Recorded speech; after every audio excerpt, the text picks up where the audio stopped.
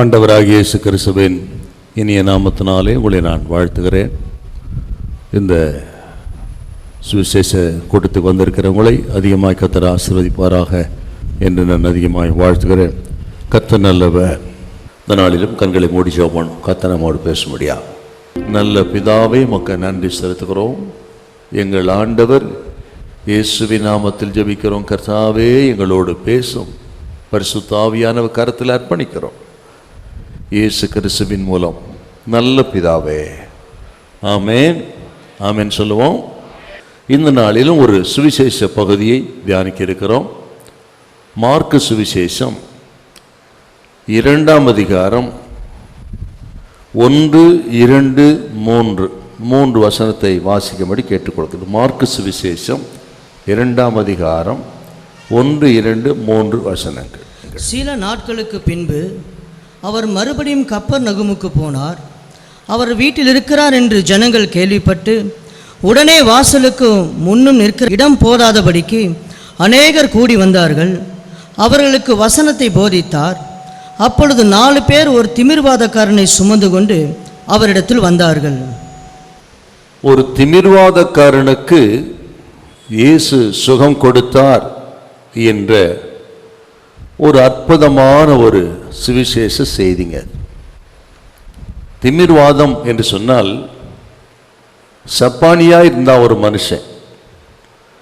அந்த சப்பானியா இருந்த மனுஷனை 4 பேர்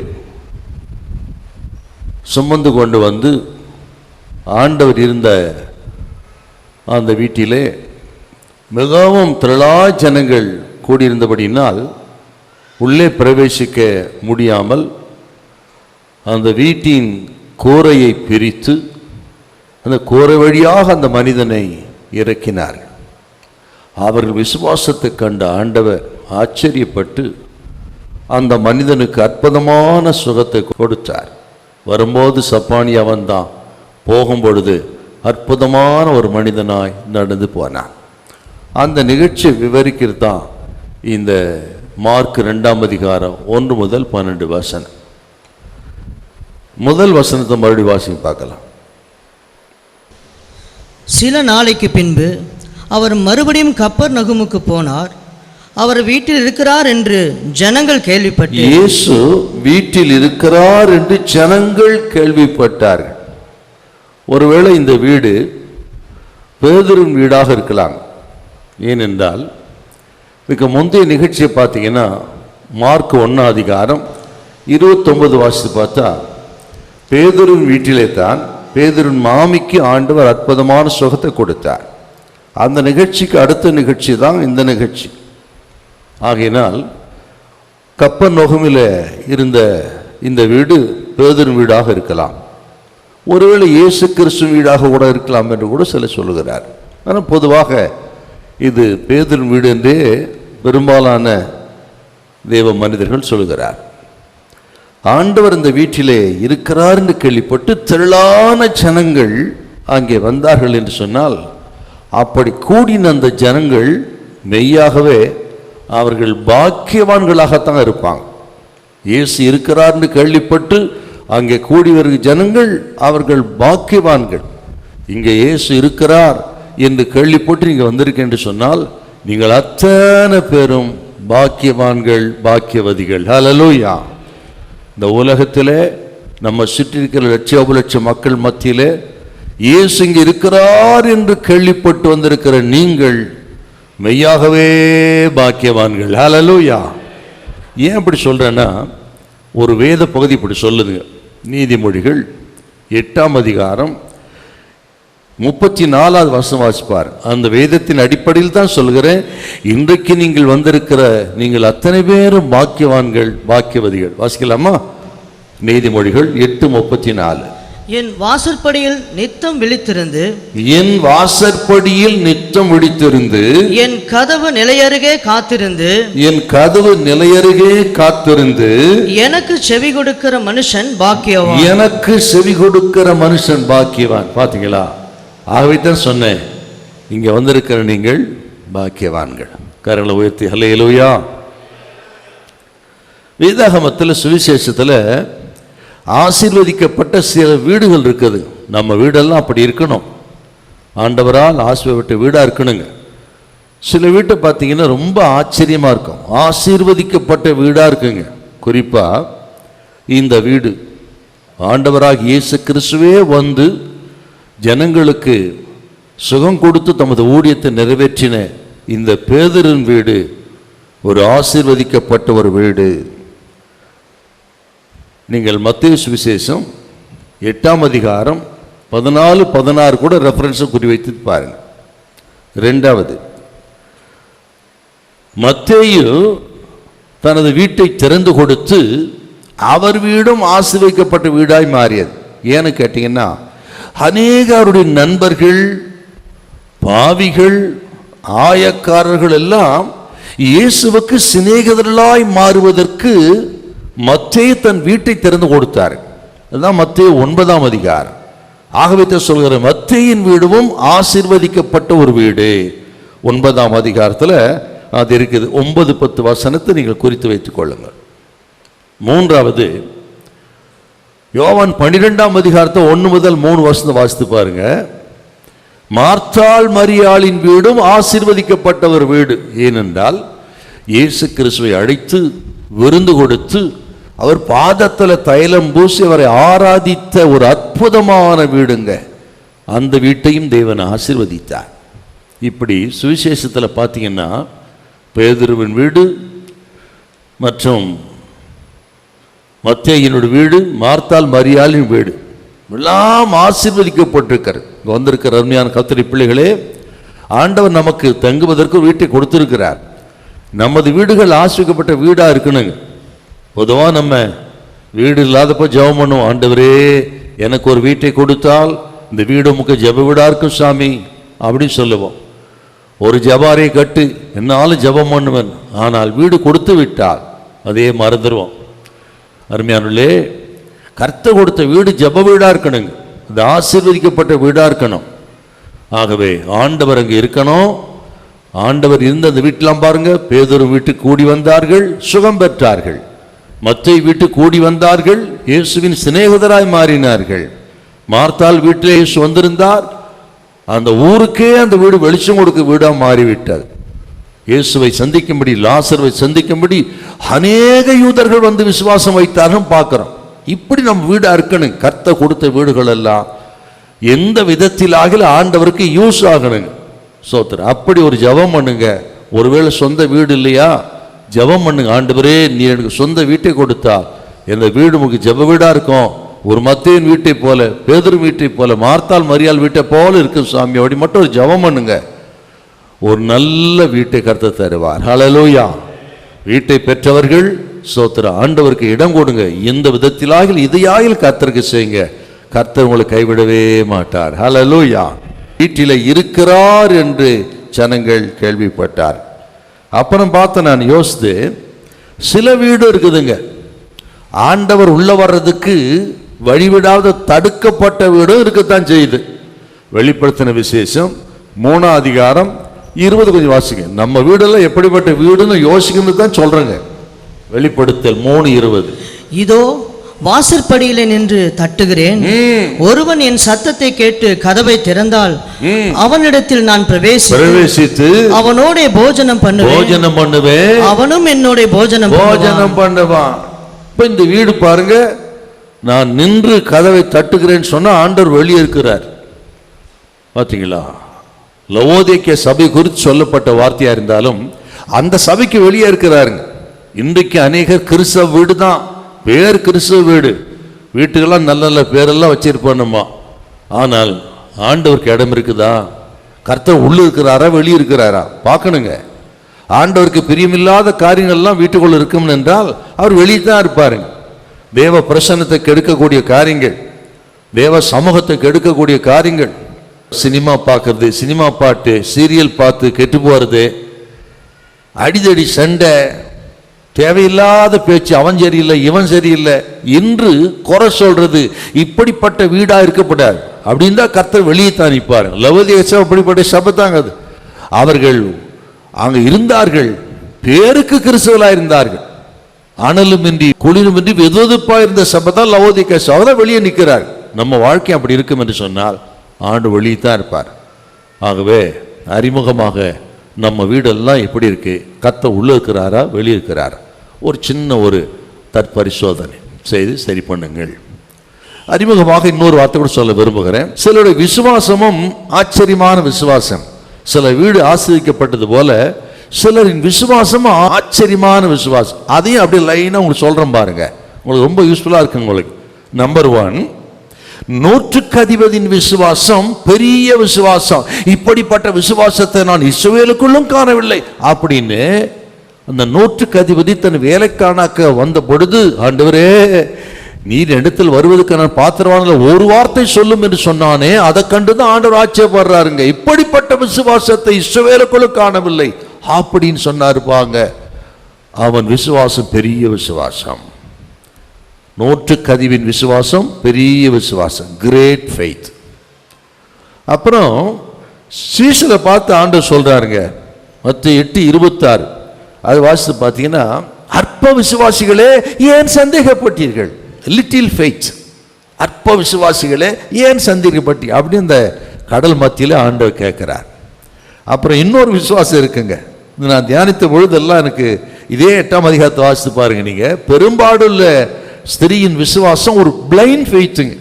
வஸ்திரத்தை தொட்டால் நான் சொஸ்தமாவேன். என்ன அற்புதமான ஒரு விசுவாசம். அதற்கு முன்பு அப்படி தொட்டு சுகமானவளை பார்த்தது கிடையாதுங்க.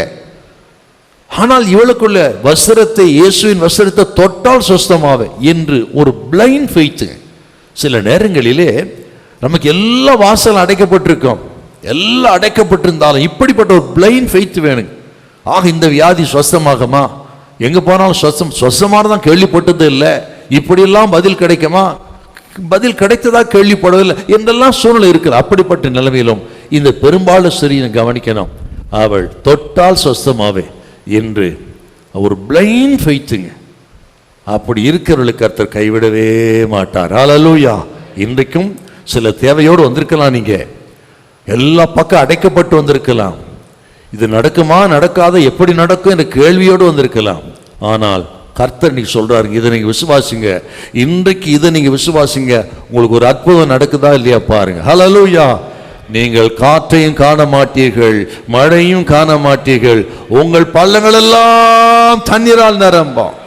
அற்புதத்துக்கு எந்த அறிகுறியும் இல்லையா, ஆண்டவரை நம்புங்கள். கர்த்தர் சொல்றது மாலவேளை, உங்கள் பள்ளங்கள் எல்லாம் தண்ணீரால் நிரப்பப்படும், உங்களுக்கு ஒரு அற்புதம் நடக்கும். விடியற் காலையும் பொழுது தண்ணீர் புறப்பட்டு வந்தது போல விடியும் பொழுது ஒரு அற்புதத்தை கர்த்தர் செய்வார். விசுவாசித்தா கைத்தடி தோத்திரம் பண்ணுங்க, விசுவாசத்தோடு தோத்திரம் பண்ணுங்க. Praise the Lord. Hallelujah. Hallelujah. Hallelujah. அப்படிப்பட்ட ஒரு பிளைண்ட் ஃபெய்த் நமக்கு இருக்கணும். இன்றைக்கு ஆராதனை முடிந்த உடனே அநேகர் ஜெபிக்க வந்தார்கள். அதில் ஒரு அம்மாவுடைய விசுவாசம் ஆச்சரியமானது. அவங்க ஒரு இந்து, அந்த சகோதரி பேர், கல்யாணம் ஆகி பல வருஷம் குழந்தை கிடையாது, யசோதா அவங்க பேர். அவங்க நம்ம ஆராதனைக்கு, புது வருஷ ஆராதனைக்கு வந்திருக்கிறாங்க. அங்கே எல்லாரும் வரிசையாக சாட்சி சொல்லுவாங்க, பார்த்தீங்களா கர்த்தர் எனக்கு அதை செஞ்சார் இதை செஞ்சார். அப்போது ஒரு சகோதரனுக்கு ரெட்டை குழந்தை கொடுத்தார், பல வருஷம் குழந்தை கிடையாது. நம்ம சபைக்கு வந்தாங்க, ஆண்டவர் அற்புதம் செய்து ரெட்டை குழந்தை கொடுத்தார். அந்த 2 குழந்தை கொண்டு வந்து நிற்க வச்சு சாட்சி சொன்னாங்க. அவங்க இப்போ இவங்க விசுவாசிக்கிறாங்க, இவங்களுக்கும் பல வருஷம் குழந்தை கிடையாது, இந்து குடும்பங்க. இவங்க விசுவாசிக்கிறாங்க. என்ன விசுவாசம்? ஆண்டவரே, இவர்கள் சாட்சி சொல்றது போல அடுத்த வருஷம் புது வருஷம் வரும்போது நானும் சாட்சி சொல்லுவேன், எனக்கு இந்த ஒரு குழந்தை பாக்கியத்தை கொடுப்பீர், விசுவாசிக்கிற அப்படின்னா. இன்னும் நமக்கு கணவர் வேற போகுது. என்ன நடந்தது? அந்த சகோதரிக்கு 8 மாசம் கர்ப்பவதியா இருக்கிறார். ஹல்லேலூயா. Praise the Lord. எனக்கு அடுத்த புது வருஷம் நானும் சாட்சி சொல்லணும். அதாங்க பிளைண்ட் ஃபெய்த். இன்னைக்கு நீங்க பலவிதமான சூழல் வந்திருக்கலாம், நெருக்கத்தை வந்திருக்கலாம், இதெல்லாம் நடக்குமா? நடந்திருக்கா? ஒன்றும் நமக்கு தேவையில்லை. ஆண்டவர் விசுவாசிங்கள், விசுவாசித்தவளே பாக்கியவதி, விசுவாசத்தால் நீதிமான் பிழைப்பான். ஒருவேளை சில வியாதிப்பட்டு வந்திருக்கலாம், இந்த வருஷம் கத்த கொடுத்து வாக்குத்த விசுவாசிங்க. சோதனை காலத்துக்கு தப்பும்படி நான் உன்னை காப்பேன்னு சொன்னாரு, அதை விசுவாசிங்க. நிச்சயமாய் காப்பாற்றுவார், ஜீவனை கொடுப்பார், ஒரு நாள் கைவிட மாட்டார். ஹல்லேலூயா. ஆமே. இப்படி பலவிதமான விசுவாசங்க பார்க்கிறோம். இந்த 2ஆம் அதிகாரத்தில் பார்த்தீங்கன்னா இந்த 4 பேரின் கூட்டு விசுவாசம், கோஆபரேட்டிவ் ஃபெய்த், ஆச்சரியமான, அதை குறித்து நம்ம பார்க்க போகிறோம். சுருக்கமாய் உங்களுக்கு நான் 3 விஷயத்தை சொல்ல விரும்புகிறேன். என்னோட கூட சேர்ந்து இதை விசுவாசிங்க, நம்புங்க. உங்களுக்கு ஒரு அற்புதத்தை கர்த்தர் செய்வார், சமாதானத்தை அருளுவார், உங்களுக்கு காரியம் ஜெயமாக இருக்கும், நல்ல சுகத்தை கொடுப்பார். இங்கே வந்தது வீணா போகாது, நிச்சயமாக ஒரு அற்புதத்தை ஆண்டவர் செய்வார். ஹல்லேலூயா. விசுவாசிக்கிறீங்களா? ஹல்லேலூயா. முதலாவது குறிப்பு, 3 பேர் இங்கே பார்க்குறோம் இந்த நிகழ்ச்சியில். ஒன்று, திமிர்வாத நோயினால் பாதிக்கப்பட்ட மனிதன். முதல் மனிதன் யாருன்னு கேட்டீங்கன்னா, திமிர்வாத நோயினால் பாதிக்கப்பட்ட ஒரு மனிதன். இப்போ 3-4 வசனத்தை வாசிங்க. அப்பொழுது 4 பேர் ஒரு திமிர்வாதக்காரனை சுமந்து கொண்டு அவரிடத்தில் வந்தார்கள். ஜன கூட்டத்து நிமித்தம் அவருக்கு சமீபமாய் சேரக்கூடாமல் அவர் இருந்த வீட்டின் மேற்கூரையை பிரித்து திறப்பாக்கி திமிர்வாதக்காரன் கிடக்கிற படுக்கையை இறக்கினார்கள். இந்த திமிர்வாதங்கிற நோய் ஒரு கொடுமையான ஒரு நோய். சப்பானி வாத நோய் கொஞ்சம் கொஞ்சமா நம்மை செயல் இழக்க செய்து ஒரு காலகட்டத்தில் ஒன்றுமே செயல் முடியாதபடி செய்துவிடும். அதுதான் இந்த வாத நோய். அப்படித்தான் இந்த மனிதன் பாதிக்கப்பட்டான். ரொம்ப கொடூரமான ஒரு நோய். இதை குறித்த ஒரு குறிப்பு இன்னொரு இடத்துல இருக்குது. மத்தேயு சுவிசேஷம் 8ஆம் அதிகாரம் 6ஆம் வசனம் வாசித்து பார்த்தீங்கன்னா தெரியுங்க. 8:6 மத்தேயு. ஆண்டவரே, என் வேலைக்காரன் வீட்டிலே திமிர்வாதமாய் கிடந்து கொடிய வேதனைப்படுகிறான் என்று. கொடிய வேதனைப்படுகிறான். அவனது சப்பானியத்தான் இருந்தான், 100 அதிபதியுடைய வேலைக்காரன். என் வேலைக்காரன் திமிர்வாதமாய் கிடந்து கொடிய வேதனைப்படுகிறான். கொஞ்சம் கொஞ்சமாய் நமது சரீர அங்கங்களை செயலிழக்க செய்து செயல்படாதபடியே செய்துவிடக்கூடிய ஒரு நோய். இந்த மனிதன் அப்படித்தான் பாதிக்கப்பட்டான். அவனைத்தான் இயேசுவிடம் தூக்கி வந்திருக்கிறார். உதவியற்றவன், செயலற்றவன், கடைசியில் நம்பிக்கையற்ற மனிதனாய் போய்விட்டான். அந்த காலத்தில் இப்படிப்பட்ட நோய்களுக்கெல்லாம் சில நோய்களுக்கு மருந்தே கிடையாது. இந்த நோயெல்லாம் வந்தா அவ்வளவுதான் அந்த மனுஷன். அவன் செயலற்று போன ஒரு மனிதன், நம்பிக்கையற்று போன ஒரு மனிதன், வாழ தகுதியற்றவன் என்று எல்லாராலும் இகழப்பட்ட ஒரு மனிதன் தான் இந்த திமிர்வாத நோயினால் பாதிக்கப்பட்டவன். இயேசு இல்லாத வாழ்க்கையும் ஒரு மனிதனுக்கு அப்படித்தாங்க. அவன் வாழ்க்கையில எந்த வெளிச்சத்தையும் பார்க்க முடியாது. அவன் இருளுக்குள்ளும் அந்தகாரத்துக்குள்ளும் தடவி திரிகிற ஒரு மனுஷனா இருப்பாங்க. என்றால் எத்தனை பரிதாபம் அது. கேட்கிற அருமையான கர்த்தருடைய பிள்ளைகளே, நம்ம எல்லாம் ஆண்டவருக்கு நன்றி செலுத்தணும். ஆண்டவரை அறிந்தவர்கள், ஆண்டவரை ஏற்றுக்கொண்டவர்கள், ரட்சிப்பின் அனுபவத்த தேவ மக்கள். நாம் அந்தகாரத்தின் பிள்ளைகள் அல்ல, நாம் வெளிச்சத்தின் மக்களாய் இருக்கிறோம். ஒரு காலத்தில் அந்தகாரமாகவே இருந்தோம், இருளின் பிள்ளைகளாய் இருந்தோம், இருளின் ஆதிக்கத்துக்குள் இருந்தோம். இப்பொழுது நம்ம எல்லாம் ஆண்டவர் இயேசு வெளிச்சத்துக்கு கொண்டு வந்து வெளிச்சத்தின் பிள்ளைகளாய் வைத்திருக்கிறார். கர்த்தர் நல்லவர். ஹல்லேலூயா. Praise the Lord. இந்த மனிதனை ஆண்டவர் பார்த்த உடனே முதல் வார்த்தை என்ன சொல்றாருன்னா, ஆச்சரியமா இருக்குங்க. அதெல்லாம் இது கொஞ்சம் யோசிக்கணும். அப்படி வாசிங்க பார்க்கலாம். 2ஆம் அதிகாரம் 5வது வசனம். இயேசு அவர்கள் விசுவாசத்தை கண்டு திமிர்வாதக்காரனை நோக்கி, மகனே, மகனே, உன் பாவங்கள் உனக்கு மன்னிக்கப்பட்டது என்றார். உன் பாவங்கள் உனக்கு மன்னிக்கப்பட்டது என்றார். இவனை பார்த்த உடனே என்னங்க ஆண்டவர் சொல்லியிருக்கணும்? பயப்படாது, நீ சுகம் பெற்றாய், இந்த வியாதியிலிருந்து விடுதலையானாய், அப்படிதாங்க சொல்லியிருக்கணும். அவன் நிலைமை அப்படிதாங்க இருந்தது. ஆனால் இவனை பார்த்த உடனே ஆண்டவர் அப்படி சொல்லல, உன் பாவங்கள் உனக்கு மன்னிக்கப்பட்டது. ஏனென்றால் இவனுடைய இந்த அவல நிலைமைக்கு காரணம் சரீரத்தில் அல்ல, இருதயத்தில் இருந்தது. சரீர வியாதி 2வது தாங்க. இவன் நிலைமைக்கு காரணம் இவனது பாவம். அதைத்தான் ஆண்டவருங்க பார்க்கிறாருங்க. உன் பாவங்கள் உனக்கு மன்னிக்கப்பட்டது. ஆகவே இவன் பிரச்சனை சரீரத்தில் அல்ல, அது ஆவிக்குரியது. Not physical but spiritual. ஆகவே தான் அந்த இடத்தை பார்க்கிறாரு. இவனுக்கு என்ன பிரச்சனை? ஏன் எப்படி இருக்கிறான்? நம்பிக்கையற்றவனா, உதவியற்றவனா, எல்லாவற்றையும் இழந்து ஏன் இருக்கிறான்? காரணம் இவனது பாவம். ஆகவே தான் சொல்றாரு, இப்போ உன் பாவங்கள் உனக்கு மன்னிக்கப்பட்டது. அருமையான கத்திரி பிள்ளைகளே, இவனை பார்த்த உடனே ஆண்டவர் சொல்ற வார்த்தை அதுதான்.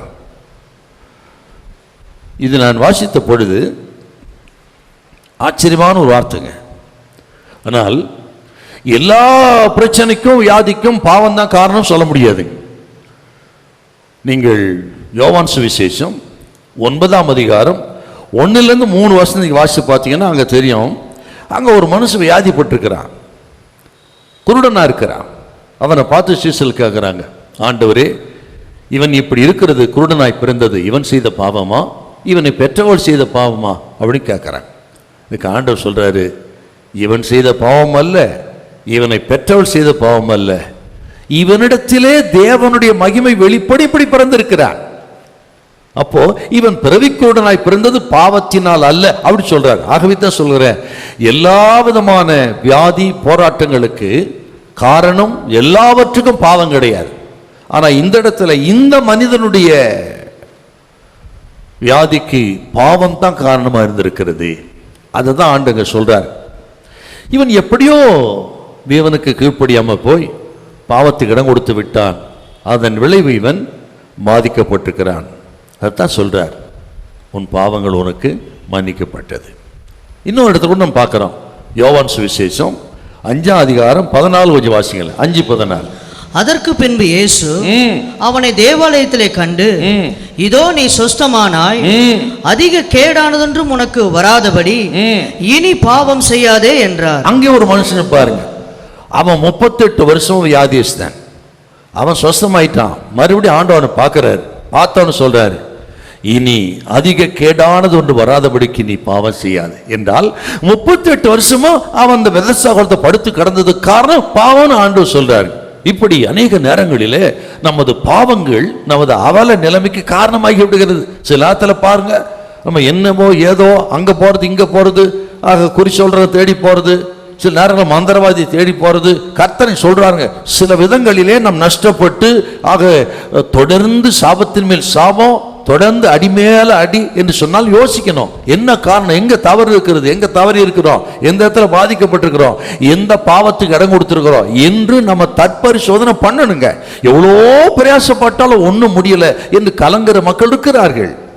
ஆகவே ஒரு தற்பரிசோதனை நமக்கு வேணும். இவன் என்ன நினைச்சிருப்பான், சப்பானியா பிறந்ததுக்கு என்னுடைய அப்பா அம்மாவுடைய சாபமா இருக்கும், அல்லது ஏதோ என் விதியா இருக்கும் என்றெல்லாம் நினைத்திருப்பான். கர்த்தர் சொல்றார், இல்லை, உன் பாவம்தான் காரணம் என்று சொல்லி அவனுடைய பிரச்சனைக்கு எங்கே காரணம் இருக்கிறது என்பதை பார்த்து அந்த இடத்தை தொட்டு கர்த்தர் பேசுறார். பார், ஒருவேளை இந்த கூட்டத்தின் மூலமா கர்த்தர் உங்களோடு பேசுறாரு, நான் விசுவாசிக்கிறேன். ஸ்தோத்திரம். சில காரியங்கள் எனக்கு தெரியாது, ஆனால் உங்களுக்கு ஆண்டவருக்கு தான் தெரியும். ஏன் இந்த நிலைமை என்று சொன்னா, எங்கே தவறி இருக்கலாம், பாவத்துக்கு உட்பட்டிருக்கலாம், சில பலகீனப்பட்டிருக்கலாம், அதனை வெளியே தெரியாம அது மறைத்து கொண்டே இருக்கலாம். இன்னைக்கு கர்த்தர் சொல்றாங்க, அந்த இடத்தை கண்டுபிடித்து சரி பண்ணுங்க. பாவங்களை மறைக்கிறவன் வாழ்வடைய மாட்டான், அறிக்கை செய்து விட்டுடுகிறனோ இரக்கம் பெறுவான். இந்த ராத்திரி நீங்கள் இரக்கம் பெறுகிற ஒரு ராத்திரியா இருப்பதாக.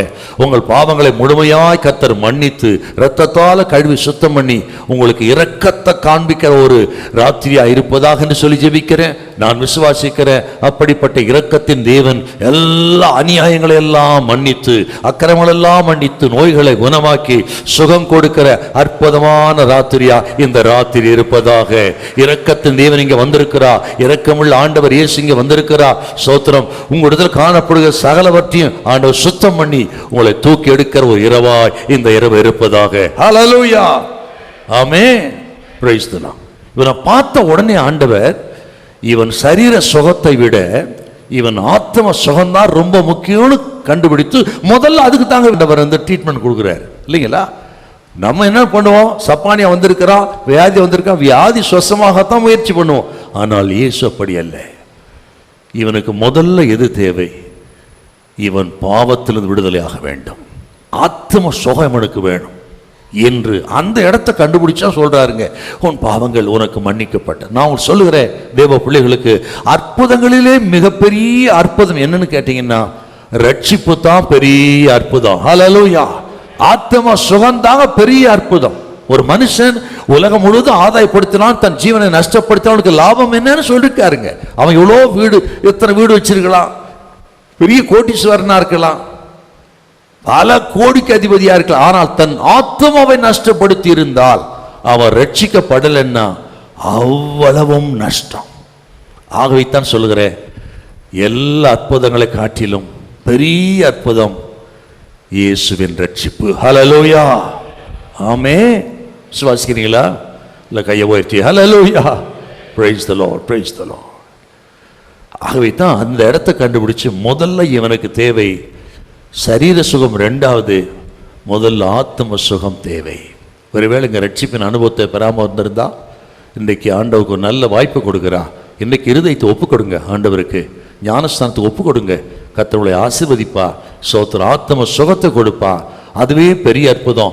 அதன் பிறகு மற்ற காரியங்கள் எல்லாம் தானா நடக்கும். உங்க ஜெபம் கேட்கப்படும், சரித்து நல்ல சுகத்தை கொடுப்பா, பொருளாதார தேவைகள் சந்திக்கப்படும், ஒரு குறையும் அப்பா வைக்க மாட்டார். ஹல்லேலூயா. சுவாசிக்கிறீங்களா? Praise the Lord. இவனை பார்த்த உடனே சொல்றாரு பாருங்க, உன் பாவங்கள் உனக்கு மன்னிக்கப்பட்டது. ஆண்டவர் முதல்ல இப்படி ஏன் சொல்றான்னு கேட்டீங்க, இன்னொரு வார்த்தை யோசிக்கணும். ஏதோ சரீரத்தில் சுகம் பெற்று ஒரு தற்காலிக விடுதலையோடு போகணும்னு நினைக்கலங்க ஆண்டவர். சரீர சுகம் என்பது ஒரு டெம்பரரி ரிலீஃபுங்க, தற்காலிகமான ஒரு விடுதலை தான் சரீர சுகம். ஆனால் ஆண்டவர் தற்காலிகமான விடுதலையோடு இவன் போய்விடக் கூடாது.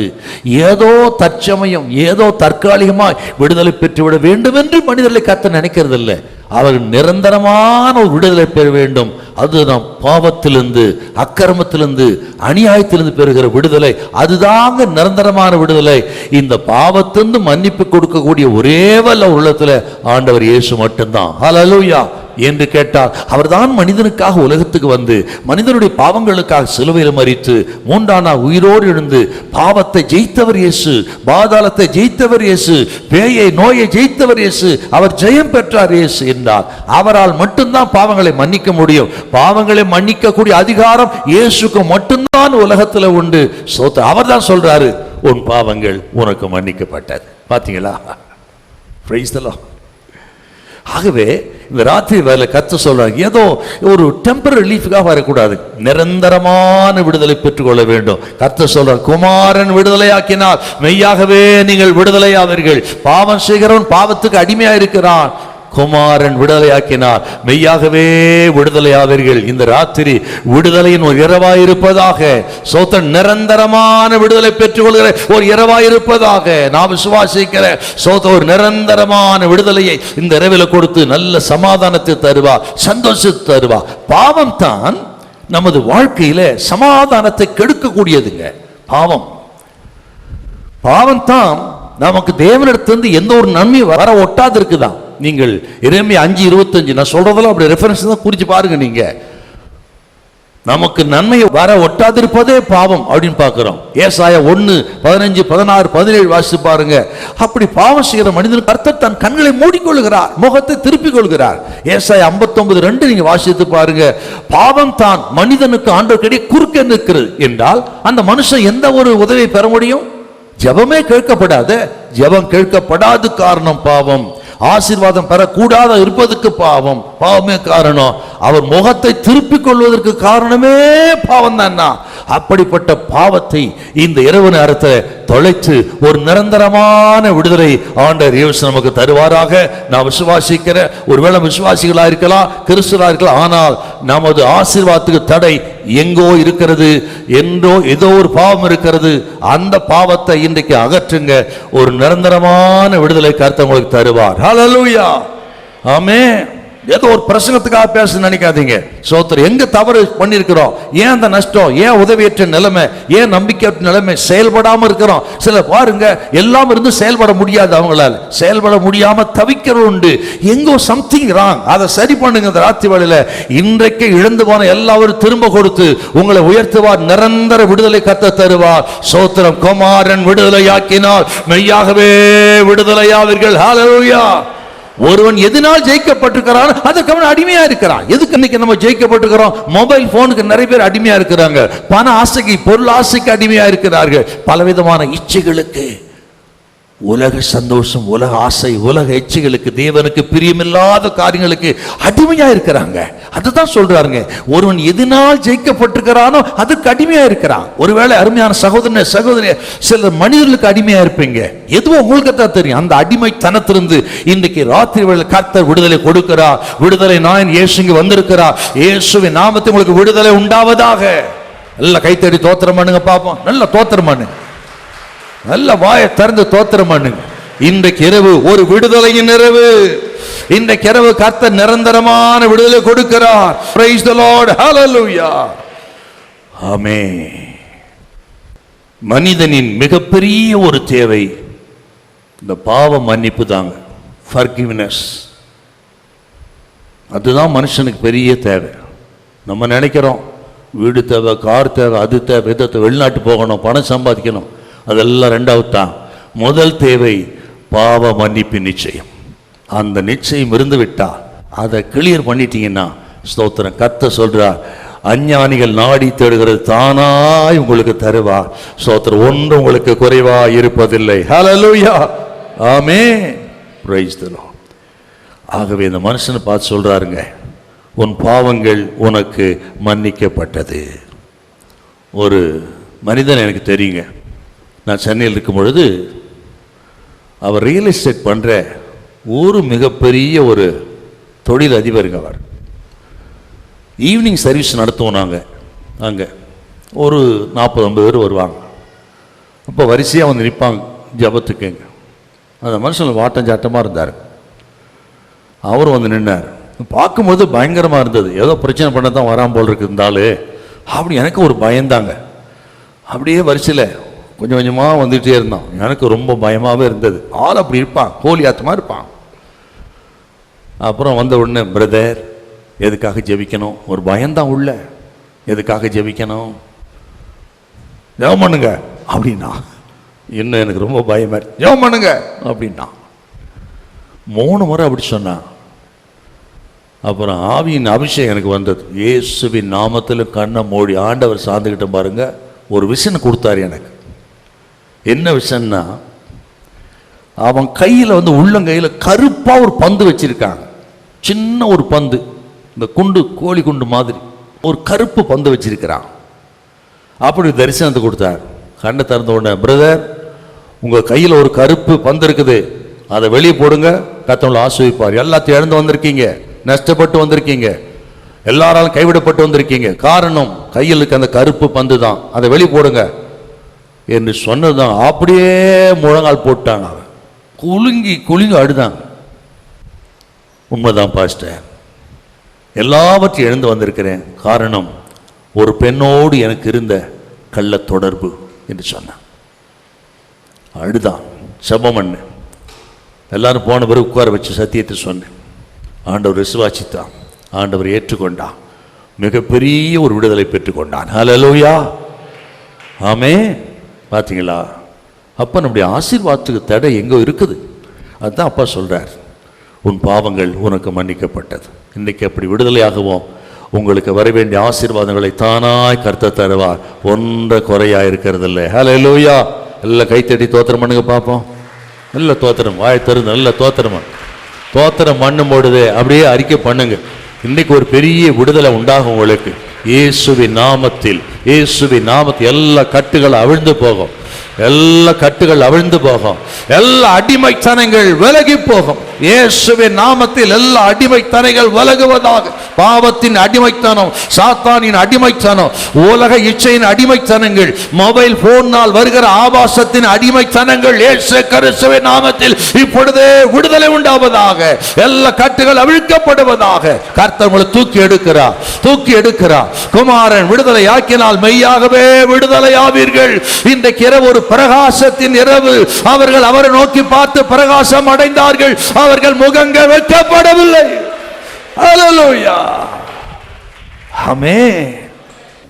முதல்ல அந்த மனுஷனை பார்த்தோம். இரண்டாவது அந்த மனிதனை சுமந்து கொண்டு வந்த 4 பேர். மறுபடியும் 3வது வசனம். அப்பொழுது 4 பேர் ஒரு திமிர்வாதக்காரனை சுமந்து கொண்டு அவரிடத்தில் வந்தார்கள். இந்த மனிதனுக்கு நல்ல நண்பர்கள் இருந்தார்கள். எனக்கு எந்த உதவியும் இல்லைனாலும் நல்ல நண்பர்கள் 4 பேர் இருந்திருக்கிறாங்க பாரு. இவர்கள் தான் கூட்டிட்டு வராங்க என்றால் ஒரு கூட்டு முயற்சியினால் என்ன செய்ய முடியும் என்று இவர்கள் நிரூபித்து காட்டியிருக்கிறார். சிலர் பார்த்தீங்கன்னா அநேக சொல்லியிருப்பாங்க, இவனை ஒன்றும் பண்ண முடியாதுங்க, இவன் கதி அதோ கதி தான், ஐயோ பாவம், யார் பெத்த பிள்ளையோ இப்படி வந்துட்டான், இதுக்கு மேல ஒன்றும் பண்ண முடியாதுங்க, இதெல்லாம் சுகமாகாதுங்க, இவனுக்கு ஒன்றும் செய்ய முடியாது என்றே சொல்லுகிற மக்களைத்தான் அவன் பார்த்திருக்கிறான். முதல் விஷயாக இவனை சுமக்க முடியும், இயேசுவிடத்துல கொண்டு போக முடியும், கொண்டு போனால் இயேசு சுகம் கொடுப்பார், இவனுக்கும் வாழ்வு இருக்கிறது என்று விசுவாசிக்க கூடிய 4 நண்பர்கள். இதாங்க பியூட்டிஃபுல் இந்த சப்ஜெக்ட்ல. நம்ம நிலைமையை பார்த்து பெரும்பாலும் மக்கள் அதான் சொல்லுவாங்க, ஐயோ பாவம், நல்லா இருந்தாருங்க இவரு, திடீர்னு இப்படி நஷ்டப்படுவார், யாருக்கும் தெரியாதுங்க, அவ்வளவுதான், இதுக்கு மேல ஒண்ணும் பண்ண முடியாது, லாபம் விட்டு வழி என்று நம்மை டிஸ்கரேஜ் பண்ணுகிற மக்கள் மத்தியில தான் வாழ்ந்து கொண்டிருக்கிறோம். இந்த மனுஷன் அப்படித்தான் சொல்லியிருப்பாங்க 4 பேர். ஆனால் அப்படி இவனை அதைரியப்படுத்தக்கூடிய மக்கள் வாழ்கிற அவர்கள் மத்தியிலே இந்த 4 பேர் கூட்டு முயற்சியினால் என்ன செய்ய முடியும் என்பதை நிரூபித்து காட்டின இந்த 4 பேர். இதெல்லாம் சுவிசேஷத்தில் தேவ பிள்ளைகளுக்கு ஆச்சரியமான ஒரு பகுதி. இந்த 4 பேங்கிறது நான் விசுவாசிக்கிற அன்பு, சந்தோஷம், நம்பிக்கை, கூட்டு முயற்சி. இந்த 4 பேர், ஒருத்தனுக்கு பேர் வைக்கணும், ஒருத்தனுக்கு அன்பு, ஒருத்தனுக்கு அப்புறம் சந்தோஷம், சமாதானம், கூட்டு முயற்சி. இந்த 4 பேர் ஒன்னா சேர்ந்து இவனை தூக்கிட்டு வந்தாங்க. இயேசு சுகம் கொடுத்தார். ஹல்லேலூயா. இப்படிப்பட்ட ஒரு பிரதர்லி லவ், சகோதர சிநேகம் நமக்குள்ள இருக்கணுங்க. பழங்கால கதையை சொல்லி அவிசுவாசமா பேசி இருக்கிற விசுவாசத்தை கெடுக்க கூடாதுங்க, யாரை பார்த்தாலும் சரி. ஆகவே உங்களால் முடிஞ்சது அவர்கள் விசுவாசத்துக்கு ஏதுவான வார்த்தைகளை பேசுங்கள், பக்தி விருத்திக்கு ஏதுவான வார்த்தைகளை பேசுங்க. சில பலகீனப்பட்டிருக்காங்களா, வியாதிப்பட்டிருக்காங்களா, டாக்டரை கைவிட்டிருக்கிறாரா, இது முடியாது 4th ஸ்டேஜ் சொல்லிருக்காங்களா, டாக்டரோடு சேர்ந்து நீங்களும் சொல்லாதீங்க, ஆமா 4th ஸ்டேஜ், போன மாசம் எங்க அக்கா அப்படித்தான் போயிருச்சு, எங்க மாமா அப்படித்தான் பொட்டுன்னு போயிட்டாரு, தயவுசெய்து அப்படி சொல்லாதீங்க. அதுக்கு பதிலாக ஆண்டவரால் கூடும், இயேசுவால் கூடாத காரியம் ஒன்றுமில்லை, உங்களுக்கு அற்புதமான சுகத்தை கத்த கொடுப்பார், அப்படி நீங்க சொல்லி பாருங்க. அவன் உற்சாகம் அடைவான் மட்டுமல்ல, இயேசு விசுவாசிப்பா, அப்பன் இயேசு அற்புதத்தை செய்வார். ஹல்லேலூயா, ஆமென். சில பலகீனப்பட்டிருப்பாங்க, அவங்கள பார்த்து ரொம்ப வீக்கா இருக்கீங்களே அப்படின்னா இருக்கிறதும் போயிருங்க அவங்களுக்கு. இது ஒரு பாடம் உங்களுக்கு. யாரை பார்த்தாலும் சோர்ந்து போயிருந்தாலும் வீக்கா இருந்தாலும் ரொம்ப வீக்கா இருக்கீங்களே அப்படி சொல்லாதீங்க, யாரையும் அப்படி சொல்லாதீங்க. அதுக்கு பதிலாக பக்தி விருத்துக்கு அது நல்ல வார்த்தைகளையே பேசுங்கள். ஹல்லேலூயா, பிரைஸ் தி லார்ட். இந்த 4 பேர் நமக்கு நல்ல சாட்சி. உலகம் சொல்லுது அவ்வளவுதான், முடியாது, நடக்காது. ஆனால் இவர்கள் அப்படி இல்லை. அன்பு, விசுவாசம், நம்பிக்கை, விடாமுயற்சி, கூட்டு முயற்சி இவனை இயேசுவிடத்தில் கொண்டு போகும். இந்த கூட்டத்துக்கு 1 மாசம் வருகிறீங்க, அந்த 4 பேரில் ஒருத்தராக நீங்கள் இருங்க. அநேகர் அடைத்து கொண்டு வாருங்க. இந்த சப்பானை கூட்டு வந்தது போல நீங்கள் அநேகர் அடைத்து கொண்டு வாருங்கள். கர்த்தர் கிரியை செய்வார், அற்புதத்தை செய்வாருங்க. இந்த கூட்டங்கள் அற்புதத்தின் கூட்டமாய் மாறும். ஹல்லேலூயா. இல்ல கையை உயர்த்தி ஹல்லேலூயா. இந்த மனிதனுக்கு விசுவாசம் இல்லாமல் இருந்திருக்கலாம் ஒருவேளை, ஆனால் இந்த 4 பேருக்கும் விசுவாசம் இருந்தது. அது ஒரு அற்புதங்க. இந்த கூட்டத்துக்கு நாம் வருகிறோம், ஆண்டவர் தேடி வர்றீங்க. ஒருவேளை உங்களுக்கு சொந்தக்காரங்கள் உள்ளூர்ல இருக்கலாம், வெளியூர்ல இருக்கலாம். அவர்களுக்கு உங்களை போல விசுவாசம் இல்லாமல் இருக்கலாம். ஆனால் நீங்கள் விசுவாசிங்க, நீங்க ஆண்டவர் நம்புங்க. தொலைதூரத்தில் இருக்கிறவர்களுக்காக, வராம இருக்கிறவர்களுக்கா, வர முடியாம இருக்கா, நீங்க ஜெபம் பண்ணுங்க. உங்க ஜெபத்தை கேட்டு அவர்களுக்கு கர்த்தர் சுகத்தை கொடுப்பாருங்க. நம்புறீங்களா? நீங்க நிச்சயமா நடக்கும். அதுக்கு தான் உதாரணம்.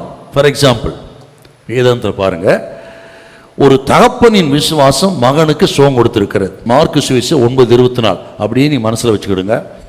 அது யோவான் 4 கூட பார்க்கலாம். நீ போ, உன் குமாரன் பிழைத்திருக்கிறார் என்று ஆண்டவர் சொன்ன உடனே அவன் குமாரன் பிழைத்திருந்தான். மகனுக்காக இயேசுவை தேடி வந்த தகப்பன் அவன் விசுவாசத்துக்கு கணம் பண்ணாருங்க.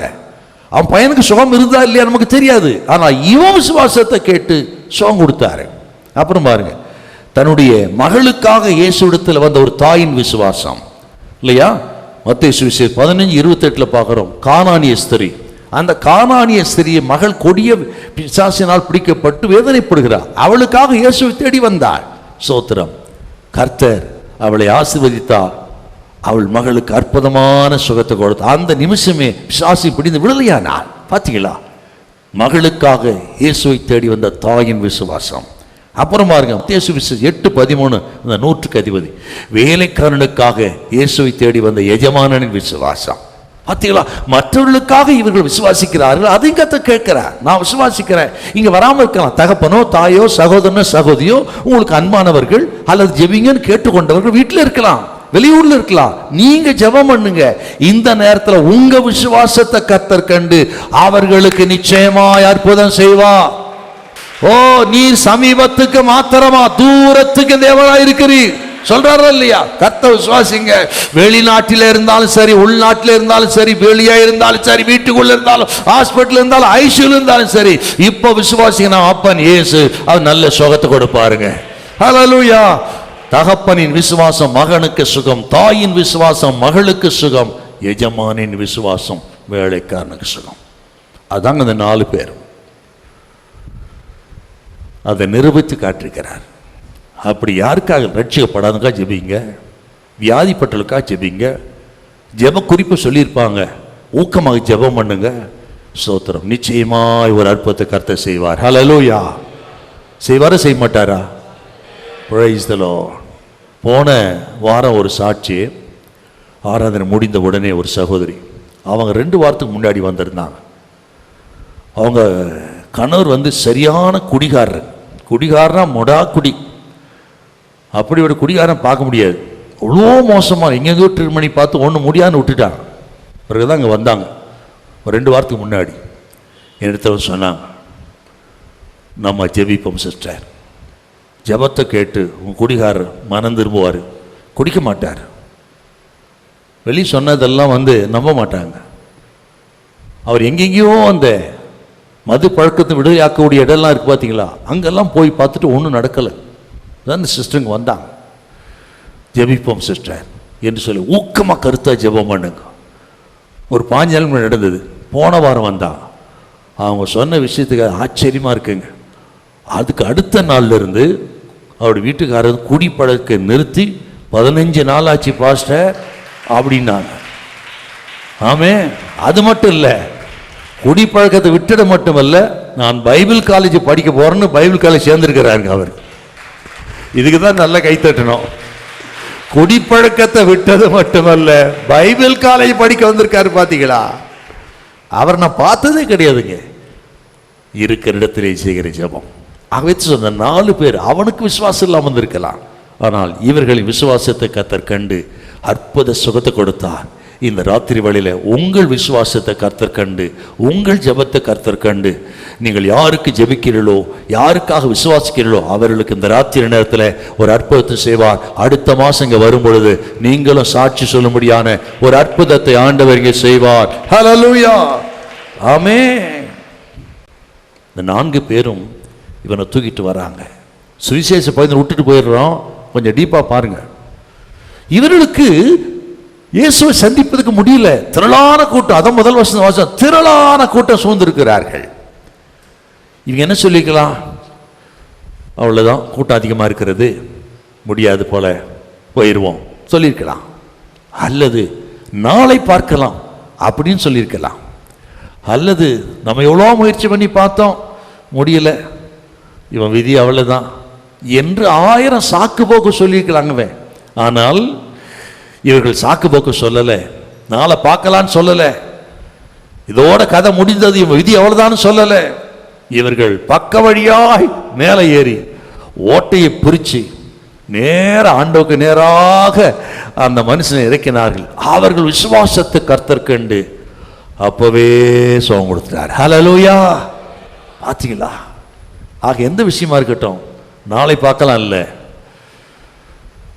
இவன் விதி அவ்வளவுதான் இல்லை. 1000 தடைகள் இருக்குங்க நமக்கு ஆண்டவர் தேடி வருவதற்கு, விசுவாசிப்பதற்கு. ஒருவேளை இந்த ராத்திரி நேரத்தை கூட இதை கேட்கிறவங்க மத்தியில் அநேக தடைகள் இருக்கலாம். எல்லா தடைகளை உடைத்து ஆண்டவர் விசுவாசிங்க, நம்புங்க. சோத்திரம். அவர்களுக்கு செய்த அற்புதத்தை கர்த்தர் நமக்கும் செய்வார். இந்த ராத்திரி வேலை எல்லா தடைகளை கர்த்தர் உடைக்க போகிறார்.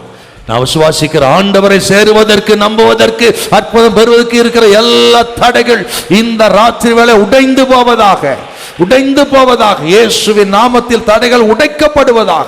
நல்ல கைட்ட நல்ல தோத்திரம் பண்ணுங்க பாப்போம். தடைகளை உடைக்கிற இரவு, பொருளாதார தடை, வியாதி என்கிற தடை, குடும்ப பிரச்சனைகள், கல்யாணம் ஆகாது, கல்யாணமாக்கி குழந்தை இல்லாது, எதுவோ எந்த தடையை எல்லா தடைகத்தை உடைக்கிறார். உங்கள் விசுவாசத்தை கர்த்தர் கனம் பண்றார். நான் விசுவாசிக்கிறேன், உங்கள் விசுவாசத்தை இந்த ராத்திரத்தை கர்த்தர் கனம் பண்ணுகிறார். Hallelujah, hallelujah, hallelujah, hallelujah, amen. Praise the Lord, praise the Lord. நாளிலிருந்து நமக்கு தடைகளை உடைக்கக்கூடிய ஜெபம் 7 நாளும் எப்பேற்பட்ட தடையா இருக்கட்டுங்க, 100% விசுவாசிக்கிறேன். உங்களுக்கு நீங்கள் முன்னேற கூடாதபடி இருக்கிற சகல தடைகள் இயேசுவின் நாமத்தில் உடைக்கப்படுவதாக. தடைகளை உடைக்கிற உங்களுக்கு முன்பாக கடந்து போகிறார். பயப்படாதிருங்க. ஹல்லேலூயா, ஹல்லேலூயா, ஹல்லேலூயா. ஆவிக்குரிய தடைகளும் அடைக்கப்படும், உடைக்கப்படும். ஆண்டவரை தேடக்கூடாதபடி, ஜெபிக்க கூடாதபடி, விசுவாசிக்க கூடாதபடி, வாயை திறந்து தோத்திரம் பண்ண கூடாதபடி எல்லா நாவின் கட்டுகள், தடைகள் இயேசுவின் நாமத்தில் உடைந்து போகும், நடக்கும். நமது ஆண்டவர் தடைகளை உடைக்கிறவர். ஹல்லேலூயா. செங்கடலையே திறந்தவர் என்றால், எரிகோவையே உடைத்தார் என்றால், இன்றைக்கு அந்த அற்புதத்தை செய்ய கர்த்தர் வல்லவராய் இருக்கிறார். சில மனிதர்கள் தடையா இருக்கலாம், நீங்க முன்னேறுவதற்கு அந்த மனித தடையை கர்த்தர் இந்த ராத்திரத்தை விலக்கி போடுகிறார். தடைகளை உடைக்கிறார். அந்த மனுஷனை கர்த்தர் அப்புறப்படுத்துகிறார். நீ முன்னேறி போக கூடாதபடி எந்த மனுஷன் இனி தடை செய்ய முடியாது. Hallelujah, amen. Praise the Lord. ஒரு பக்தன் இப்படி சொன்னாருங்க, அவிசுவாசம் தடைகளை பார்க்கும், விசுவாசம் வாய்ப்புகளை பார்க்கும் அப்படின்னார். விசுவாசம் இருந்தா அங்க எந்த விதத்திலாகிலும் ஆண்டவரை சேருவதற்கு ஒரு வாய்ப்பை நமக்கு கர்த்தர் உண்டு பண்ணி தருவார். ஆகவே விசுவாசிங்கள், நல்ல வாய்ப்புகளை கர்த்தர் தருவாராக. ஹல்லேலூயா, ஆமென், ஸ்தோத்திரம். இந்த மனுஷனை கர்த்தர் வெளியே கொண்டு வந்தார். அந்த வியாதி வந்து சுத்தமாகிட்டார். இது இருளில் இருக்கிற ஆத்மா வெளிச்சத்துக்கு வருவது போல் இல்லையா? இந்த மனுஷன் ஆயுசு முழுதும் வாழ்க்கையே இருள் தான், அந்தகாரம். வெளிச்சத்துக்கு கொண்டு வந்தார். அதே போல் இருளில் இருக்கிற ஆத்மாவை வெளிச்சத்துக்கு கொண்டு வருகிற இயேசு அப்படின்னு நம்ம பார்க்குறோம். அதில் 4 குறிப்பு இருக்குது. 1, இப்படி இருளில் இருக்கிற ஆத்மாவை வெளிச்சத்துக்கு கொண்டு வருவதற்கு தேவை 4. 1, பிதாவின் அன்பு, லவ் ஆஃப் த ஃபாதர். 2வது, குமாரனின் ரத்தம், இயேசு கிறிஸ்துவின் ரத்தம், பிளட் ஆஃப் ஜீசஸ் கிரைஸ்ட். 3வது, பரிசுத்தாவின் வல்லமை, பவர் ஆஃப் தி ஸ்பிரிட். 4வது, கிறிஸ்தவர்களின் விசுவாசம், ஃபெய்த் ஆஃப் த கிறிஸ்டியன். பார்த்தீங்களா? ஆகவே அருமையான கர்த்தரின் பிள்ளைகளே, அந்த 4 பேர் விசுவாசத்தை கண்டு அவனுக்கு சுகம் கொடுத்து வந்த நோக்கத்தை நிறைவேற்றினது போல உங்கள் நோக்கத்தையும் கர்த்தர் நிறைவேற்றுவாராக. ஹல்லேலூயா. முதல்ல அந்த மனுஷனை பார்த்தோம், ரெண்டாவது அவனை தூக்கிட்டு வந்த 4 பேரை பார்த்தோம், மூன்றாவது படுக்கை எடுத்துக்கொண்டு நட என்று சொன்ன ஆண்டவர் இயேசு. படுக்கையை எடுத்துக்கொண்டு நட என்று சொன்ன இயேசு. 2ஆம் அதிகாரம் 11-12. நீ எழுந்து உன் படுக்கையை எடுத்துக்கொண்டு உன் வீட்டுக்கு போ என்று உனக்கு சொல்லுகிறேன் என்றார். உடனே அவன் எழுந்து தன் படுக்கை எடுத்துக்கொண்டு எல்லாருக்கும் முன்பாக போனான்.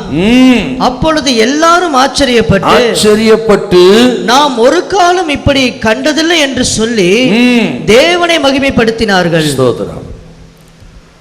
உன் பாவங்கள் மன்னிக்கப்பட சொன்ன உடனே அங்கே இந்த பரிசேயர்களும் பாவங்களை மன்னிப்பதற்கு இவன் யார் என்று முறுமுறுத்தார்கள். ஆனால் அப்படி சொல்லிட்டு உன் படுக்கையை எடுத்துக்கொண்டு நடன்னு சொன்ன உடனே அந்த மனுஷன் சுகம் பெற்று படுக்கை எடுத்துக்கொண்டு நடந்தான் என்று சொன்னால் இவன் பிரச்சனைக்கு பாவம் தான் காரணம்னு பார்த்தோம். அப்பா சொல்றாரு உன் பாவங்கள் மன்னிக்கப்பட்டது. இப்ப நடந்து போறான்னா என்ன அர்த்தம்? இவன் பாவங்களை இயேசு மன்னித்து விட்டார் என்பது உறுதியாயிடுச்சுங்க. என்றால் பாவங்களை மன்னிக்கக்கூடிய அதிகாரம் இயேசுவுக்கு உண்டு. இன்று இயேசுவுக்கு சகல அதிகாரம் இருக்கிறது என்பதை ஆண்டவங்க விளங்க பண்றார். இவ்வளவு அற்புதமான வேத பகுதி. இவன் எழுந்து நடந்து போனான்னா இவன் பாவங்களை மன்னிச்சுட்டான் என்று சொன்னால் உலகத்தை ஆரம்பத்தில் சொன்ன இயேசுவுக்கு தான் பாவங்களை மன்னிக்க கூடிய அதிகாரம் 100% அவருக்கு மட்டும்தான் இருக்கிறது. ஆகவே தான் சொன்னவுடன் நடந்து போறான்னா இவன் பாவங்களை மன்னித்து இவனுக்கு சுகம் கொடுத்தார். ஆத்துமாவிலும் சுகம், சரீரத்திலும் சுகம், விடுதலை பெற்றவனாய் போனான். ஹல்லேலூயா. ஆண்டவருக்கு சகலவற்றின் மீதும் அதிகாரம் இருக்கிறது. விசுவாசிக்கணும். நீங்க இயேசுவுக்கு இயற்கையின் மீது அதிகாரம் இருக்கிறது. எழுந்து காற்றை பார்த்து கடலை பார்த்து இறையாது என்று சொல்ல எல்லாம் அமைதாகிவிட்டது. இயற்கையின் மீது அதிகாரம், வியாதியின் மீது அதிகாரம். இந்த மனுஷனுக்கு அடையாளம் உடனே பொருட்டு போறான் பாருங்க. அதான் 100க்கு அதிபதி சொன்னான், ஒருவனை போவென்றால் போகிறான், வாவென்றால் வருகிறான். அந்த அதிகாரம் எனக்கு உண்டு. உமக்கு இருக்கிற அதிகாரமோ இந்த வியாதியை பார்த்து போவென்று சொன்னால் போகும். அந்த அதிகாரம் உமக்குத்தான் இருக்கிறது. அவன் அப்படி விசுவாசித்தாங்க. ஆகவே கர்த்தர் சொல்றாருங்க, அப்படி வியாதியின் மீது அதிகாரம் இயேசுவுக்கு உண்டு, இயற்கையின் மீது அதிகாரம் இயேசுவுக்கு உண்டு. ஸ்தோத்திரம். பாவத்தின் மீது அதிகாரம் இயேசுவுக்கு உண்டு. இன்றைக்கு இந்த ராத்திரி நேரத்தில் உங்களுக்கு விரோதமாக இப்படிப்பட்ட சக்திகள் இருக்கலாம். இயற்கையே எதிராக இருக்கலாம். எவ்வளோ முயற்சி செய்து ஒன்றும் நடக்காம போயிருக்கலாம். உங்க பலன், உங்கள் சாமர்த்தியம் எல்லாம் ஒன்றும் இல்லாத போயிருக்கலாங்க. பல தடைகள், சோத்திர பொருளாதார சூழ்நிலைகள், உலகமெங்கும் இந்த பொருளாதார பிரச்சனை இருக்கலாம். அதான் சொன்ன இயற்கையின் மீது அதிகாரம். ஆண்டவர் விசுவாசிங்க. எந்த இடத்திலும் சரி, வனாந்தரத்தில் வழிகளை உண்டு பண்ண கர்த்தர் வல்லவர். எந்த இடத்திலும் பிசினஸ் ஆசீர்வதிக்க கர்த்தர் வல்லவர். குடும்பத்தை ஆசீர்வதிக்க கர்த்தர் வல்லவர். அவரால் ஆகாத காரியம் ஒன்றுமில்லை. அவருக்கு இயற்கையின் மீது அதிகாரம் உண்டு. விசுவாசிங்க. வியாதிப்பட்டு வந்திருக்கலாம், பலகீனப்பட்டு வந்திருக்கலாம். இப்பொழுது கர்த்தரை விசுவாசிங்க. அந்த வியாதியின் மீது இயேசுவுக்கு அதிகாரம் உண்டு. போ என்று சொல்லாது போகும். ஓ, கர்த்தர் சொன்ன வார்த்தை எனக்கு சித்தம் உண்டு, சுத்தமாக என்று சொன்ன பொழுது உடனே சுத்தமான அந்த அதிகாரம் ஆண்டவருக்கு உண்டு இல்லையா? ஆகவே வியாதிப்பட்டவர்கள் விசுவாசிக்கணும். ஆண்டவரே, இந்த ராத்திரி வேளையில் அற்புத சுகத்தை கர்த்தர் கொடுப்பாருங்க. ஹல்லேலூயா. சமீபத்தில் ஒரு நாள் ராத்திரி நேரத்தில் ஒரு பெரிய ஒரு பலகீனம் என்னை தாக்கியது. ராத்திரி 1 மணிக்கு தாங்க எனக்கு அந்த சோதனைலாம் வரும். ஆகவே ராத்திரி நேரத்தில் எங்கே போகிறது ஆஸ்பத்திரிக்கு பல யோசனையாக இருக்கும். போன வாரத்தில் ஒரு நாள் 1 மணிக்கு சரியான சரித்தில் பிரச்சனை. என் பழக்கம் வீட்டுக்கே சொல்ல மாட்டேன், யாருக்குமே சொல்ல மாட்டேன். இதுவரையிலும் யாருக்கும் சொன்னது கிடையாதுங்க. அப்படியே அந்த நிலைமையில் முழங்கால் படிட்டேன். ஆண்டவரே, இன்றைக்கு நீர் சுகம் கொடுக்குற தெய்வம். 4 பேருக்கு நான் சொல்கிறேன் சாமி, 4 பேருக்கு நான் போதிக்கிறேன். நீர் எனக்கு சுகம் தரணும். இந்த ராத்திரி நேரத்தில் வந்து ஆஸ்பத்திரி அங்கே நான் ஓட மாட்டேன். சுகம் கொடுக்குற தெய்வம் நீ என்னோடு இருக்கிறீ. இந்த ராத்திரியில் சுகம் தரணும் எனக்கு என்று சொல்லி ஊக்கமாக கருத்தாக ஜெபிச்சாங்க. ஜெபிச்சு விட்டு படுத்தது தான். எப்படி தான் தோணுன்னே தெரியல. காலையில் ஃப்ரெஷ்ஷாக எழுந்துட்டு நான். Hallelujah. Praise the Lord. Amen. இன்னைக்கு நடக்குது. ஒருவேளை பலவீனப்பட்டு வந்திருக்கலாம். விசுவாசிங்கள். வியாதியின் மீது அதிகாரம் படைத்தவர் இயேசு நம்மோடு கூட இருக்கிறார். ஹல்லேலூயா. வேதனை நீங்கி சுகமாயிருந்து சொன்னபொழுது அப்போ அற்புதம் நடந்தது. அந்த ஆண்டவர் நம்ம மத்தியில் இருக்கிறார். 2 வார்த்தை சொல்லி நான் ஜெபிக்க விரும்புகிறேன். இந்த மனிதனை பார்த்து ஆண்டவர் சொல்றாருங்க, எழுந்து நட. உடனே நடந்தான். உன் படுக்கை எடுத்துக்கொண்டு நட. இத்தனை வருஷம் அந்த படுக்கை துக்கத்தின் படுக்கை, துயரத்தின் படுக்கை, கண்ணீரின் படுக்கை, வேதனையின் படுக்கை, அநேகரால் தூற்றப்பட்ட சாபத்தின் படுக்கை. இயேசுவிடத்தில் வந்த உடனே எழுந்து நட, உன் படுக்கை எடுத்துக்கொண்டு சொன்ன உடனே அந்த நிமிஷமே சுகம் பெற்று படுக்கை எடுத்துக்கொண்டு நடந்தான் என்றால் அவன் துக்கத்தை சந்தோஷமா மாற்றிவிட்டான். துக்கத்தின் படுக்கை சந்தோஷத்தின் படுக்கையாய் மாறிவிட்டது. சாபத்தின் படுக்கை ஆசீர்வாதத்தின் படுக்கையாய் மாறிவிட்டது. போகும்போது சுகம் பெற்றவனா, சந்தோஷம் போனா. ஆண்டவர் தேடி வருகிற யாரும் வந்தபடியே போறதில்ல. போகும்பொழுது புதிய மனுஷனாய் சுகம் பெற்றவர்களாய், எல்லா விடுதலை பெற்றவர்களாத்தான் போக முடியும். நான் விசுவாசிக்கிற இந்த ராத்திரி நேரத்தில் இன்றைக்கு வந்துற உங்களுக்கும் சரி, வெளி மனுஷனுக்கு தெரியாம இருக்கலாம், நீங்கள் போகும்பொழுது வந்தபடியே போவதில்லை. சோத்த ஒரு அற்புதத்தை கர்த்தர் செய்வார். ஹல்லேலூயா. இந்த மனுஷனை அவன் படுக்கிறது நடந்து போனான். அது கற்பனை பண்ணி பாருங்களேன். எத்தனையோ ஆண்டுகள் இல்லாத ஒரு அற்புதமான வாழ்க்கை, புதிய ஒரு நடை, புதிய ஒரு சந்தோஷம், புதிய ஒரு வாழ்க்கை. ஸ்தோத்திரம். ஒரு புதிய ஒரு மனுஷன், புதிய மாற்றம், ஒரு புதிய ஆரம்பம். ஹல்லேலூயா. சொல்லிட்டே போலாங்க. என்றால் ஆண்டவர் தேடி வரும் மக்களுக்கு அவர் புதிய ஆரம்பத்தை கொடுக்கிறவர்.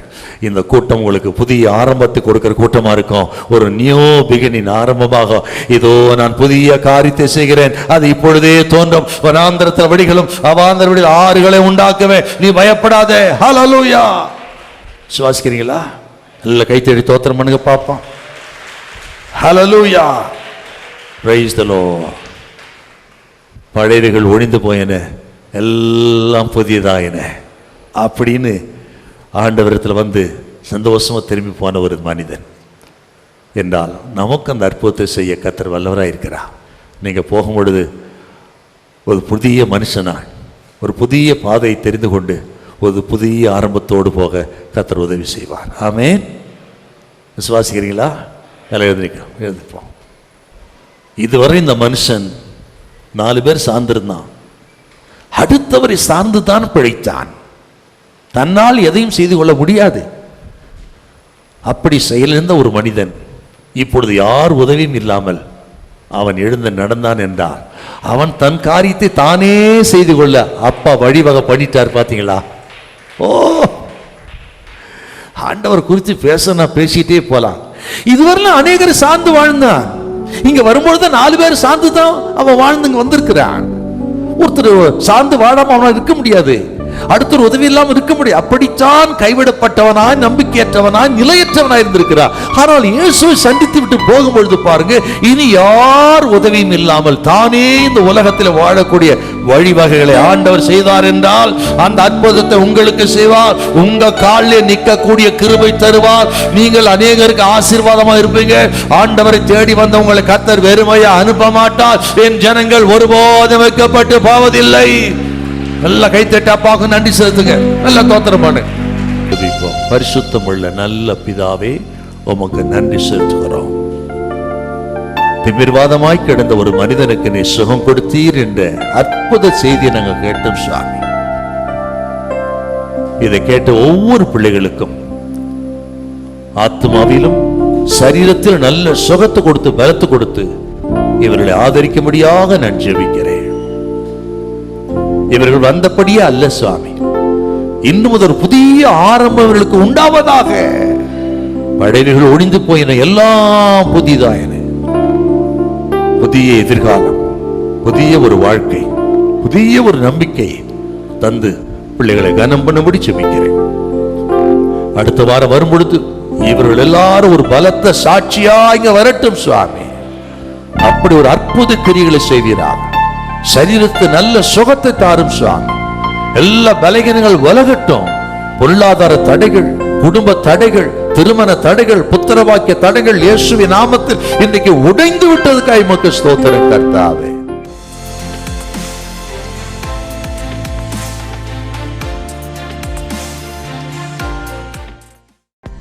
காலைதோறும் கர்த்தருடைய மகிமை வீடியோவை உங்கள் ஸ்மார்ட் போனில் தினந்தோறும் பெற்றுக்கொள்ள நீங்கள் தொடர்பு கொள்ள வேண்டிய வாட்ஸ்அப் எண் 8778504502.